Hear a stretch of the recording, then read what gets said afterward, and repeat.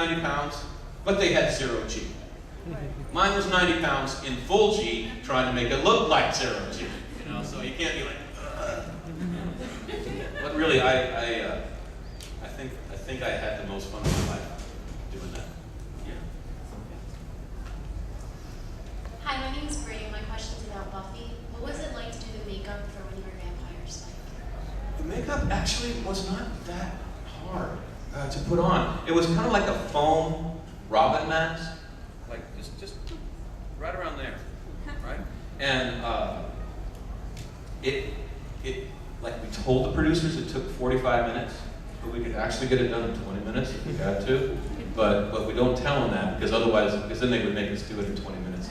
And the gluing down of the appliance turns out not to be the real work so much as the painting of everything. And we were really lucky on Buffy. The makeup artist was Todd McIntosh, who's known all around Hollywood as a very scary man who's the best makeup artist anyone's ever heard of. And he came up to me the very first day, and he's like, "Hi, James. Vampires' hairs don't grow. They do not sweat. You don't go out in the sun." He had this whole list of stuff that vampires are, what you got to do for this role. And I was just, because like David didn't want to do any of that. He's like, "Nah, I don't want to be pale. I want to be normal. I don't want to shave so close. Get away from me, Todd." And so Todd, he's like, "If another vampire does that to me, I'm going to kill him." So I was good about it, and I had fun. Yeah, Todd's the only guy that got an Emmy from the show, and he deserved it. Yeah. And whenever I went shirtless, man, he was painting all these scars all over my body, like I was some kind of warrior god.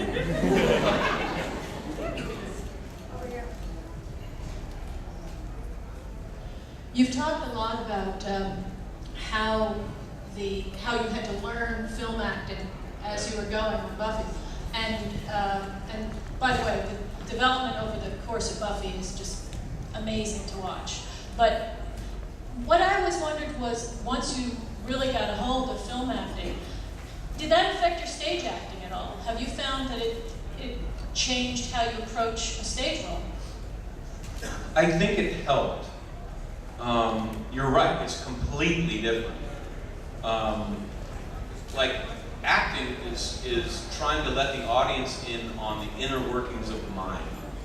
And you can really only tell what the person is really thinking if you're their lover, if you're in close-up with them. Because you don't get a close-up of someone's face unless you're about to kiss them. You know, when their face fills your whole vision, and you can see every little minutia and stuff like that. So in film, it's a lot easier to let the audience know what you're thinking. Whereas stage, your face might be that big. So you have to physicalize it, you have to put it in your voice, and you have to find ways so that the back row knows what you're thinking.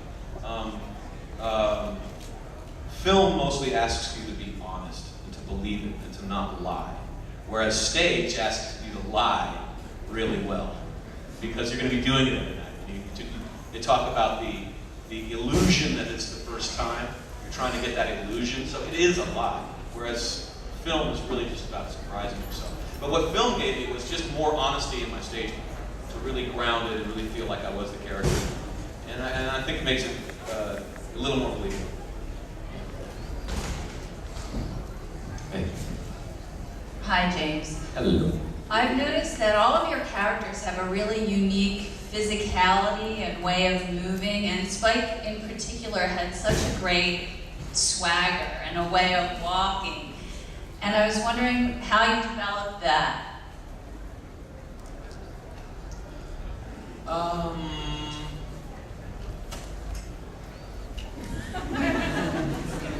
In all honesty, I was in the beginning of a relationship and the sex was really great.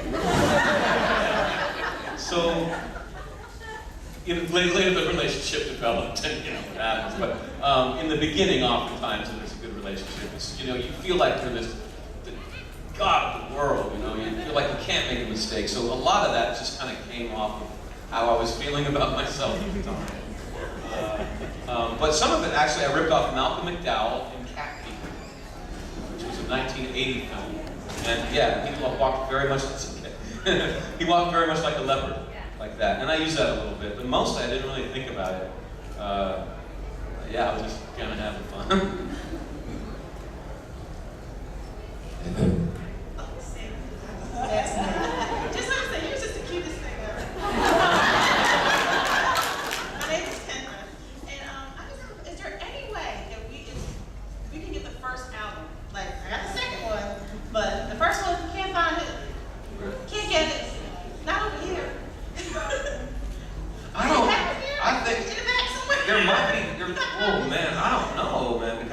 we sold all of those copies out.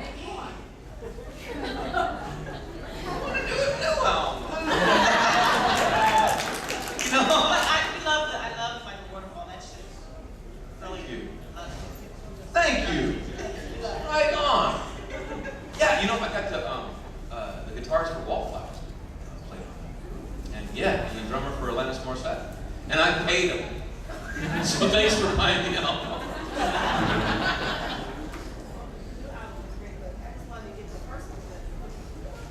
Yeah, well, I think that it's not quite as good. Well, who's heard both of them? I like, yeah. What do you guys? I think that they're very different. I think Civilized Men. I myself prefer the second one. Yeah. But damn, I wish I had a copy for you. I'd give it to you, but I don't really have any of my own. I gotta sell Like a Waterfall first. I gotta make my money back, man, because then people, it was expensive. You should put them both on iTunes. People can buy them. Yeah, you know what? Yeah. There are people who have it posted on their MySpace. You can listen to it. Okay. Yeah, maybe from MySpace. I don't even know what MySpace is. Social connections. Hi. What's your favorite thing you've ever worked on, film or stage or whatever? Wow. My favorite thing I've ever worked on.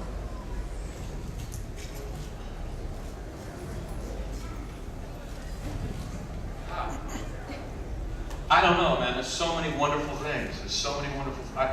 One of my best experiences was producing a Dr. Seuss play. I was at a theater company, and we were the first company to talk Dr. Seuss's widow into releasing the rights. Nobody had been allowed legally to perform Dr. Seuss since 1972. And we really thought it would work on stage. And we were writing letters back and forth with this woman for about 2 years, and she finally relented. And then we realized we had to actually come up with the money, because we needed like 75 props. And all, we needed this 18-foot tall war elephant.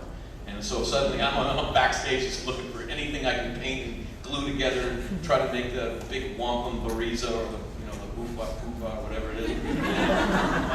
And then it worked.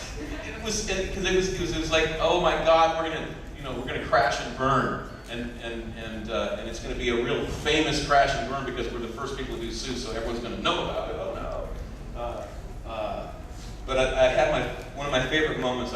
Probably people have heard this story before, and I apologize if you've heard it. But the 18-foot tall war elephant. I kept telling the director, "I'll get it for you, man. Don't worry about it." And I'm thinking in my brain, I can't afford anything that's going to make 18. I can't even do a cardboard cutout. That would be $500. So what the heck am I going to do? And I kept telling Dan was the director, "Don't worry, Dan. I got your back. And he's getting more and more frustrated. Finally, in technical rehearsals, which is like about 3 days from opening, he just turns around and he goes, and the whole cast is kind of staring at me like, "We need the elephant, dude." And it just clicked in my head. And I said, "Oh, okay. Give me a big rope. Give me about 18-foot long rope, and put a pulley off stage, just off stage, and put a black flat in front of the pulley, and then tie a bucket to the end of the rope. And then I got 4 actors coming on stage like this, and the rope will never be slack, right? Because it's got the counterweight. And as soon as the 4 actors get on stage, I want the whole cast to go like that." And we tried it, and it worked like gangbusters. And it turned into kind of a show-stopping moment, something that people remember. And I felt like, oh my God, I can make anything. That was one of my favorite times. This is your last question.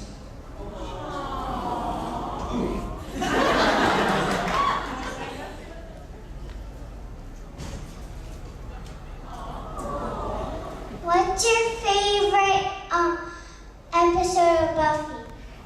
Good question. I think for me it was the musical episode.